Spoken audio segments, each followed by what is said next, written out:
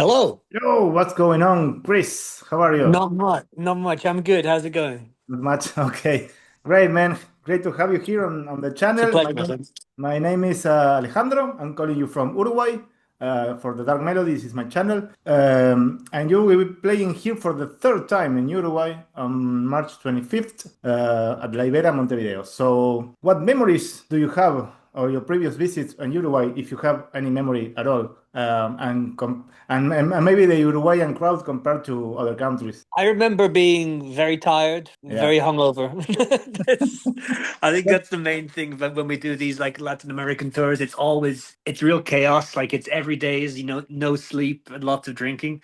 Mm, So I remember going for a walk around the city, having a really nice time. But I mm. mostly remember. Oh, also our drummer nearly died. He had extreme food poisoning. He was like he could barely play the drums. It was crazy. No. So Whoa. this time, hopefully, we'll all be alive. No one will die on stage, and it's going to be amazing. And you all will be sober, right? Yeah, To... definitely.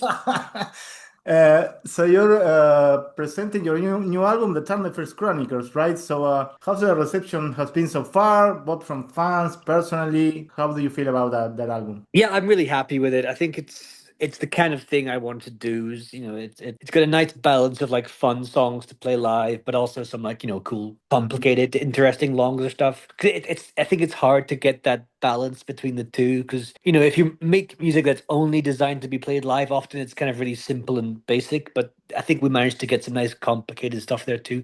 And I like to say some of the songs they go really, really well live. It's a really fun thing. There's some songs that are definitely going to stay in the set list forever because they just Yeah. work really well. So yeah, I'm very happy. Yeah, now that you mention this album includes like your longest song to date, right? Like Mega Supreme Treasure. So, Yeah. how did the idea of creating such an epic over-the-top track concept came about? At what point did you realize it's gonna be your longest song to date? Well, it was my plan before we started making the album that I really wanted to do a song that was 20 minutes long. Huh. So, it's a little bit shorter. But I think, I was writing it. I just kept adding bits. Like I got to 17 minutes and I thought, okay, this is enough. Yeah. It's gone everywhere it needs to go. It has the full cycle. But I enjoy writing these long songs. It's kind of easy in a way because you can just I have like this folder full of, all the old riffs I never used before. And you can just sort of place them in a song and like, do some clever stuff, make it all fit together. And it's a fun way to make like, a really complicated piece of music. And I think when you're listening to long songs, it's like you're in a different sort of mind. So, people accept these more atmospheric riffs that take longer to develop, but when you're doing like say a short song that's only 3 minutes long, everything has to hit you in the face straight away. So it's cool that you get to explore these new kinds of sounds, and it's good fun. Yeah, I think the song is amazing. So yeah, I definitely enjoy both sides of Alestorm, the fun side and the serious one. Which side do you personally enjoy more writing and performing, the fun one or the serious one? That's the thing. I like writing the serious stuff, but I love playing the fun stuff Yeah. because it's when we play live, it's all about the atmosphere and the the reaction from the fans, and we kind of feed the energy from the crowd. And when we play the big party fun hit songs, the crowd goes crazy, and the vibe is so nice, like, and it's just such a happy time. But sometimes occasionally we play some of the more longer, complicated songs, and you can just see the audience, they kind of go dead. So it's Mm. like, okay, it's this. I get it. I get it. Just you want to hear the fun stuff. So it's we have to hit the balance of doing both things at once. Yeah, I think now Alestorm is like a label, like a party band, right? So it's gonna be always a fun show. Exactly. But I also really enjoy the serious tone of some of the songs. So congratulations on maintaining both sides relevant. So you've been touring for many years now and play countless shows in many countries. And you mentioned you were tired and such. So, does the exhaustion ever start to weigh on you? How do you keep everything fresh after so many years? Yeah, we've done over like 1,200 shows. We Mm, played exactly 100 shows last year. We calculated it, which was crazy. wow. Which is like, one in every 3 days of my life I'm playing a show. So it does get tiring, and we're getting older, and it's that's the thing. Like, it used to be like, we could do this nonstop forever. Now I'm like, ugh. Mm, After a month on tour, I just want to sleep for a week. But it's we still find the energy. It's still all good. It's always fun. Like I say, if the audience is having a fun time, it gives us the energy, and we have a great time too. It only gets like I say, it only gets difficult when you can tell the people aren't having a fun time, or like I don't know, maybe they suck, maybe we suck. I don't know, but so as long as the audience keeps enjoying it and keeps coming to the shows, I think that gives us the energy to keep going. It just makes it fun. It makes it feel like you're doing something that matters. And when you're on stage, you're doing like a character. I think it's like everything is good, everything is happy, everything is a party. You find it difficult to maintain that character in the other aspects of your life. People I mean, are, yeah. I mean, I don't really think we do characters. It's like I think I'm just a happy Mhm. person. It's, Right. I think in real life we talk a lot of shit, and on stage we talk a lot of shit, and it's we don't if we're having a good time, we're not pretending. It's like it's just we are genuinely having a good time, and it's nice to not pretend. I think it's kind of why the band has gone so long and we haven't killed ourselves is that it's we're not pretending to be something we're not. It's if it's I think that's an important thing because a lot of bands it's like this fakeness. You're playing some character or like you've got to be mysterious on stage.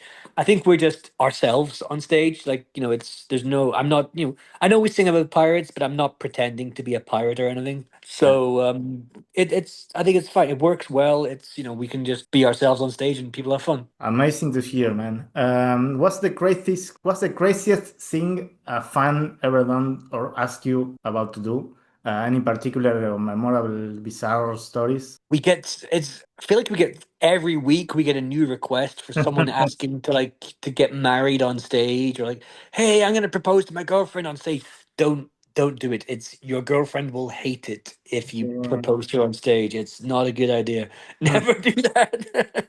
I've seen it happen and then the girl gets embarrassed and runs away and says no and it's like then there's 1,000 people watching you get rejected. So yeah, don't do that. But someone actually said no on stage for a Well, proposal. it's people just yeah, it's well, I think well yeah, it happens. It's like we've never got people on stage to do it. Like you see, I've seen it happen, and it's like people keep asking, and it's like no, we're not gonna make the show about you. It's kind of weird when it's kind of weird when people say, hey, can you do this for us? It's like no, we're just gonna go and play our songs. You just it's it's strange. So you have already 8 studio albums.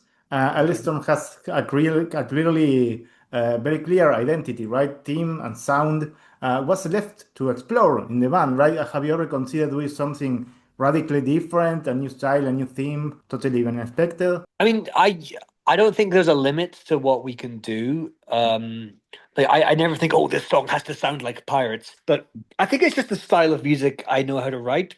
Every time I sit down and think I'm gonna write a song that's not about pirates, as soon as I play it, I'm like, oh, actually it sounds like pirates. Okay.